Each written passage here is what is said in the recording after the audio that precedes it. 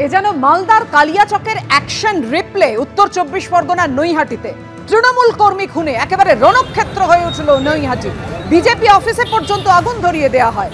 নৈহাটিতে তৃণমূল কর্মীকে গুলি করে থেতলে খুন করা হয়েছে, এমনই তৃণমূলের তরফ থেকে দাবি করা হচ্ছে। কালিয়াচকের মতো, একেবারে ঠিক কালিয়াচকের মতোই নৈহাটিতে তৃণমূল কর্মীকে প্রথমে গুলি করা হলো এবং তারপর থেতলে প্রকাশ্যে খুন করা হলো জনবহুল এলাকায়। প্রথমে তৃণমূল কর্মীকে তাড়া করা হয় এবং গুলি করা হয়। গুলি লক্ষ্যভ্রষ্ট হওয়াতে পরপর গুলি চলে। তৃণমূল কর্মী সন্তোষ যাদবের ওপর দুষ্কৃতীরা 4 রাউন্ড গুলি চালিয়েছে, এমনটাই তৃণমূলের দাবি।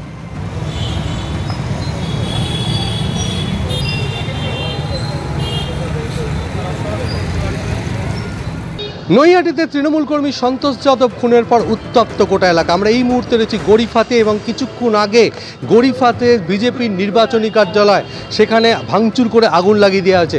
আমরা দেখতে পাচ্ছি যে সমস্ত আসবাবপত্র বাইরে বার করে আগুন লাগিয়ে দেওয়া হয়েছে। শুধু তাই নয়, এই যে নির্বাচনী কার্যালয় পুরো ভেঙে তছনছ করে দেওয়া হয়েছে। একেবারে আসবাবপত্র থেকে শুরু করে দরজা জানলার কাঁচ সমস্ত কিছু ভাঙচুর করা হয়েছে।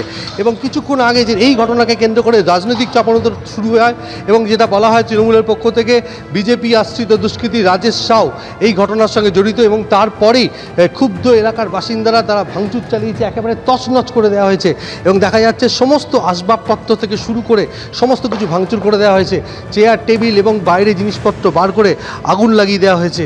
এই যে নির্বাচনী কার্যালয় ছিল, সেই নির্বাচনী কার্যালয়ের সমস্ত কিছু আমরা দেখতে পাচ্ছি যে আসবাবপত্র থেকে শুরু করে সব কিছুতে ভাঙচুর করে আগুন লাগিয়ে দেওয়া হয়।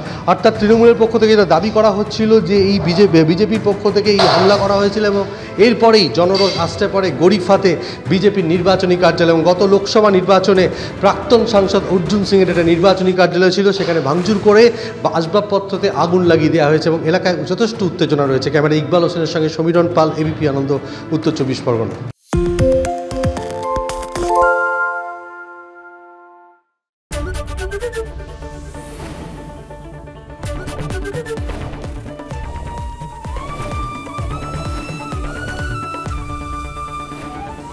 এবিপি আনন্দ, এগিয়ে থাকে, এগিয়ে রাখে। সত্য অন্তহীন, সত্যের খোঁজও তাই, সত্য সন্ধানে তাই আমরা অক্লান্ত, অকুতভয়। এবিপি আনন্দ নতুন ভাবনার প্রতীক, যা মনে মুক্ত, তথ্যে যুক্ত এবং যাবতীয় সীমানার বাঁধন থেকে মুক্ত। সীমা না শব্দটির মধ্যে লুকিয়ে আছে মানা শব্দটি, যেন চোখ রাঙানি এক অদৃশ্য বেড়াজাল, যা আটকে রাখে আমাদের এক ছোট্ট গণ্ডির মধ্যে। একমাত্র সঠিক খবরই গড়ে তুলবে এক মুক্ত সমাজ।